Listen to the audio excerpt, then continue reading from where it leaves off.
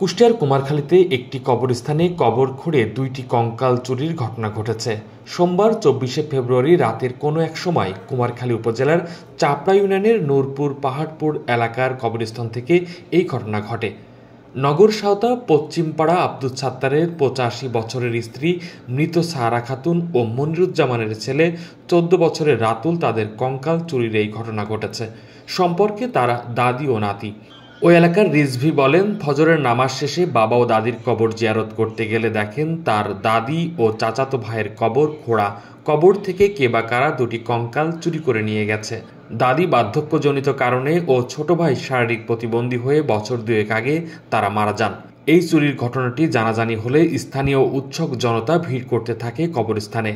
স্বজন ও স্থানীয়রা জানান, লোকমুখে শুনে কবরস্থানে এসে জানতে পারেন পাশাপাশি দাদি ও নাতির কঙ্কাল চুরি করে নিয়ে গেছে দুর্বৃত্তরা। এমন ঘটনা এই অঞ্চলে আগে কখনো হয়নি। এমন ঘটনায় আরও চুরি হতে পারে বলে আশঙ্কা করছে স্থানীয়রা। এ বিষয়ে কুমারখালী থানার ভারপ্রাপ্ত কর্মকর্তা ওসি সোলাইমান শেখ জানান, কবরস্থান থেকে দুটি কঙ্কাল চুরির ঘটনা ঘটেছে বলে জানতে পেরেছেন তিনি।